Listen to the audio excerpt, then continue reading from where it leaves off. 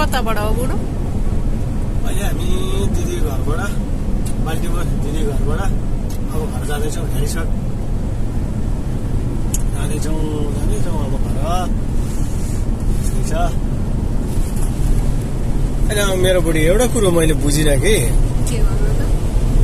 यो कलाकारको नाममा चाहिँ के भनिदियो, कलाकार पनि डुप्लिकेट पनि हुन्छन् कि क्या हो? किन के भयो? होइन के जस्तै अब शिव श्रेष्ठ होइन, भुवन केसी, राजेश हमाल, गौरी मल्ल, मिथिला शर्मा होइन, करिश्मा मानन्दर, झरना थापा यस्ता यस्ता राम्रो कलाकारहरूलाई चाहिँ निकै उप्रेती भए। अब पिकुना थापाहरू होइन, विराज भट्ट, दिलीप रायमाझी जलसा भयो होइन।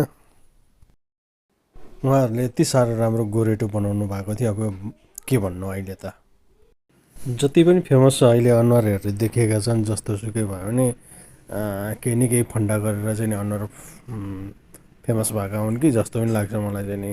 अनि केही कलाकारहरू त साह्रै राम्रो पनि हुनुहुन्छ, यसो 2-4 जना मात्रै हुन् त्यस्ता कलाकारहरू। नभएदेखि त प्रायः फन्डै गर्ने छन् धेरै जसो, कला क्षेत्रलाई दोष नै बनाउने खालका जस्तो लाग्छ मलाई त।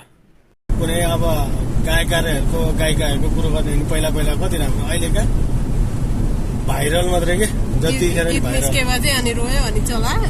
गीत निस्केपछि ल मेरो बोयफ्रेन्डले धोका दियो भन्यो, के हुन्छ लाउन मेरो बुढोले पिट्यो मलाई मार्ने भयो, मेरो गीत अब कसरी चल।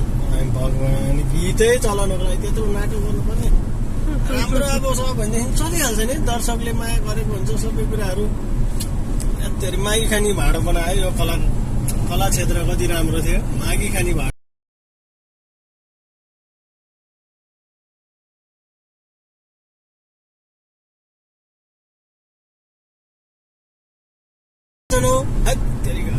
यिनका किन चाहियो? पूर्णबहादुरको सारङ्गी हेर्ने भनेदेखि केही भनेकै छैन त, खोइ त त्यत्तिकै चल्यो।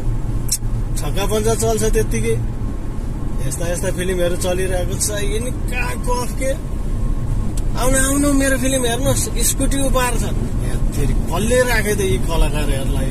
त्यो पनि भयङ्कर कलाकार रे, आम्मा चलेको राम्रो रे, थोपडा नसोपडा के जाति भनेर तोके। पहिलाका कलाकारहरूलाई जस्तै गौरी मल्लहरूलाई केही दल्नु पर्दैन थियो के, बिचरा पनि राम्रो मान्छे पनि राम्रो के। हाम्रो छोरीको बिजोक पाराको सुताइ सौगात मल्ल, नाजिर हुसेन, विजय बराल, अनि दयाङ राई होइन, विपिन कार्की, अनि अर्को के भन्दैछ भने मेनुका प्रधान। यस्ता कलाकारले धन्दा अलिअलि धानिरहेको छ कला क्षेत्रमा। नभए त जमानामा गइसक्थ्यो यो कला, बर्बाद गरे यिनीहरूले, बर्बादै गरे। तपाईँलाई चाहिँ मन परेन यो साह्रै? मलाई मन पर्दैन यस्ता अहिलेको भाइरल, काम छैन यिनीहरूको। थुतनमा जति मेकअप लगायो नि जे गरे पनि काम छैन कि, न बोल्ने ढङ्ग छ न केही गर्ने ढङ्ग छ। पहिला कला न दल्नु परेछ न केही गर्नु परेछ। कला पनि राम्रो, फेस पनि राम्रो के, बोल्दा मिठो टक्कसँगले बोल्ने, सुहाउने तरिकाले बोल्ने। अहिलेका बोली सुन्दाखेरि लगेर बागमतीमा बगाउनु जस्ता छन्। तपाईँलाई चाहिँ कुन हिरो भन्नुहुन्छ त? होइन अहिले त मलाई त्यस्तो पहिलेको होइन, मलाई त अब सबै मनपर्ने हो। पहिलाको त अब भयो। अब हिरोइन भन्नु त, हिरोइन भन्नु त एउटा पहिलेको। अब बेस्ट भनेकै गौरी मल्ल, मिथिला शर्मा। मेरो को हो थाहा छ? को हो मेरो? होला अब भन्नु त हिरोइन होला नि, अब के अरे रेखा थापा होला। रेखा थापा, यस। होइन रेखा थापा पनि ठिकै हो कला, तर हिम्मत वाली हुनु उनी चाहिँ अब त्यो जस्तो भयो पनि है। हिम्मत वाली मान्नुपर्छ जे भयो नि।